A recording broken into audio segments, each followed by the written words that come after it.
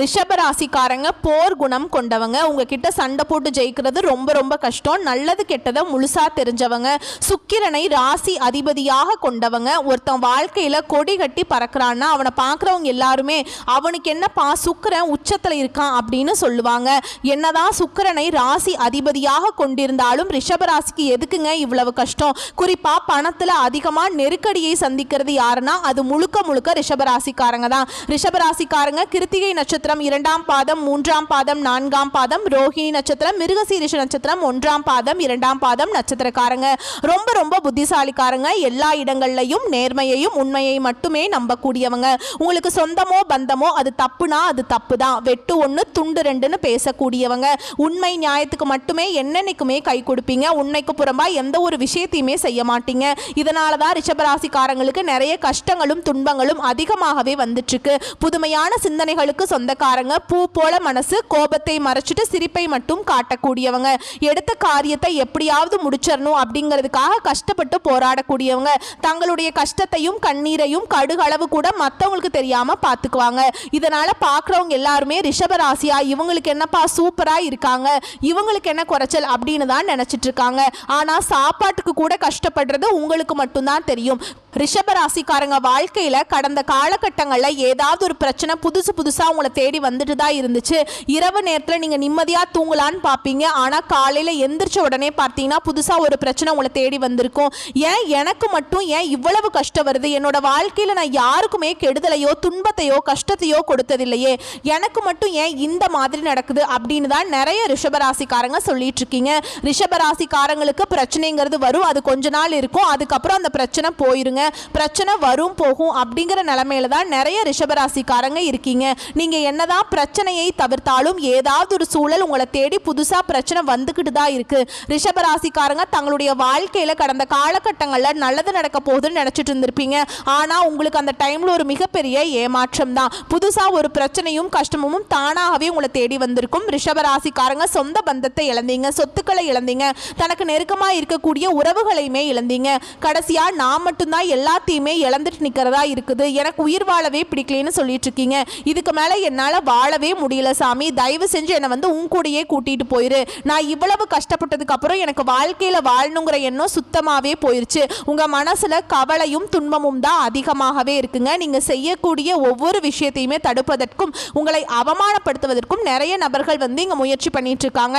இது எல்லாமே தெரிஞ்சுமே கூட நீங்கள் என்னமோ பண்ணுங்க, எனக்கு என்ன வந்துச்சு அப்படின்னு தன்னுடைய வேலையில் மட்டும் என்னைக்குமே குறிக்கோளா இருக்கிறவங்க தான் ரிஷபராசிக்காரங்க.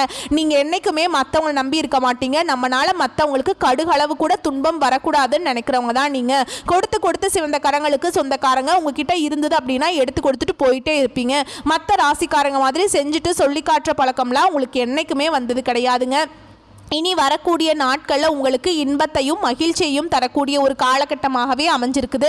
இது நாள் வரைக்கும் நடந்த கெட்ட விஷயத்தை எல்லாமே விட்டுருங்க. இனி வரக்கூடிய நாட்களில் ரிஷபராசிக்கு எப்படிப்பட்ட நன்மைகள் வரப்போகுது அப்படிங்கிறத நம்ம தொடர்ந்து பார்க்க போகிறோம். இனி வரக்கூடிய நாட்களில் ரிஷபராசியோட முதல் மாற்றமே பார்த்தீங்கன்னா, நீங்கள் கடந்த காலகட்டங்களில் நிறைய இடங்களில் அவமானப்பட்டு அசிங்கப்பட்டிருப்பீங்க. அந்த அவமானத்திலிருந்து மீண்டு உங்கள் வாழ்க்கையில் வெற்றி பெற போகிறீங்க. ஒரு வீட்டில் ரிஷபராசிக்காரங்க இருந்தாங்க அப்படின்னா அந்த வீட்டுடைய மொத்த கஷ்டத்தையுமே நீங்க தான் ஏத்துக்குவீங்க. இனிமேல் ரிஷபராசியை எதிர்த்தவங்களுக்கு இனி அழிவு காலம்தான். யமனையே எதிர்க்கக்கூடிய ராசினா அது ரிஷபராசிக்காரங்க தான். வாழ்க்கையில எப்படியாவது முன்னேறணும் அப்படிங்கிறதுக்காக தினம் தினம் கஷ்டப்பட்டு உழைக்கக்கூடியவங்க நீங்க. வரக்கூடிய நாட்களில் இருந்து உங்களுடைய தலை விதி அப்படிங்கிறது முழுவதுமாகவே மாறப்போகுது. இந்த ஜூன் மாதம் 28ஆம் தேதியிலிருந்து பார்த்தீங்கன்னா உங்களுக்கு சுக்கிர பெயர்ச்சியானது ஸ்டார்ட் ஆயிடுச்சுங்க. கண்டிப்பா சுக்கிரனுடைய சொந்த ராசின்னு பார்த்தீங்கன்னா அது ரிஷபராசி தான். நல்ல ஒரு முன்னேற்றத்தை கண்டிப்பா ரிஷபராசிக்காரங்க பார்க்க போறீங்க.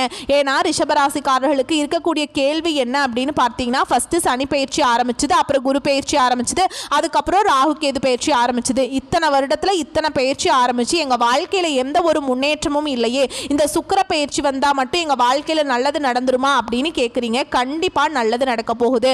ஒருத்தன் வாழ்க்கையில கொடி கட்டி பறக்கிறான்னா அவனை பார்க்குறவங்க எல்லாருமே சுக்கிரன் உச்சத்துல இருக்கான் அப்படின்னு சொல்லுவாங்க. கண்டிப்பா இனி வரக்கூடிய வரக்கூடிய ஒரு 6-7 மாதங்களை பொறுத்த வரைக்கும் ரிஷபராசிக்காரங்களுக்கு நல்ல ஒரு ராஜயோகத்தை தரக்கூடிய ஒரு காலகட்டமாகவே பார்க்கப்படுது.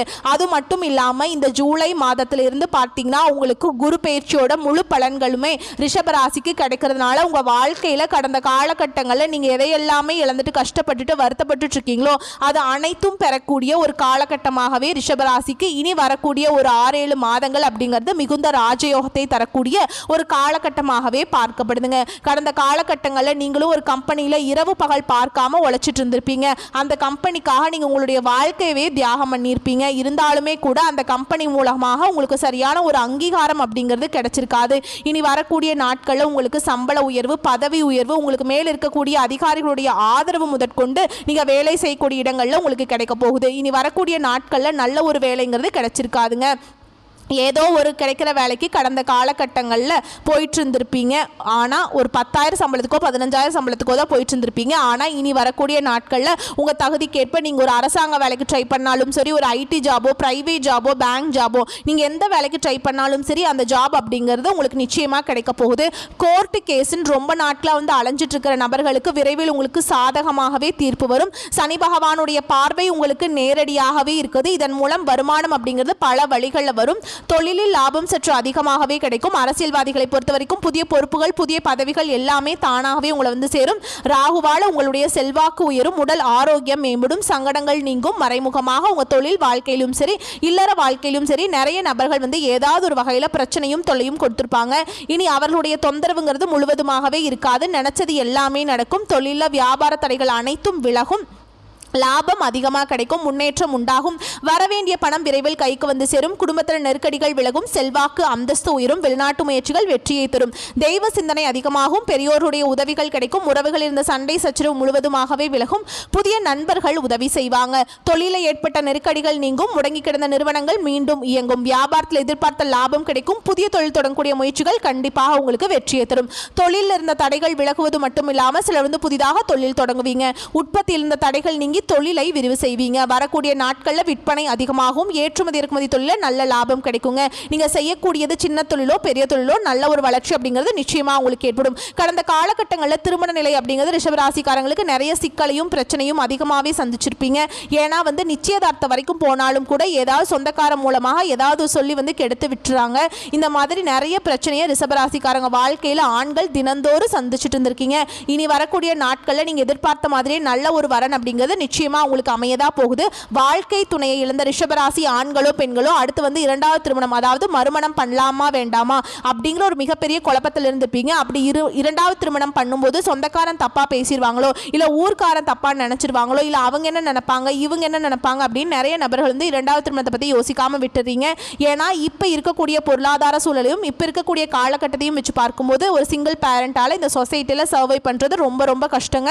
நீங்க எதிர்பார்த்த மாதிரியே நல்ல ஒரு மறுவாழ்க்கை அப்படிங்கிறது நிச்சயமா உங்களுக்கு அமையும். குழந்தை பாக்கியத்துக்காக எங்க ரிஷபராசி நேயர்கள் பார்த்தீங்கன்னா எங்களுக்கு மேரேஜ் ஆகி 3 வருஷம் ஆகுது சாமி, 5 வருஷம் ஆகுது, 8 வருஷம் ஆகுது, நாங்களும் போகாத ஹாஸ்பிட்டலில் பார்க்காத ட்ரீட்மெண்ட் இல்லை, வாரத்தில் 3 நாள் கோயிலுக்கு போய் வழிபாடு செஞ்சுட்டு வந்துட்டு இருக்கோம் அப்படின்னு தான் நிறைய ரிஷபராசிக்காரங்க சொல்றீங்க. கண்டிப்பாக வரக்கூடிய நாட்களில் நீங்கள் எதிர்பார்த்த மாதிரியே குழந்தை பாக்கியம் அப்படிங்கிறது நிச்சயமா உங்களுக்கு உண்டாகும். பிரிந்திருக்கக்கூடிய கணவன் மனைவி எல்லாம் மீண்டும் ஒரு முறை ஒன்றாக சேர்ந்து பேசக்கூடிய வாய்ப்பு கிடைக்கும் பட்சத்தில் கண்டிப்பாக இருவரும் ஒன்றாக இணைந்து வாழ்வீங்க.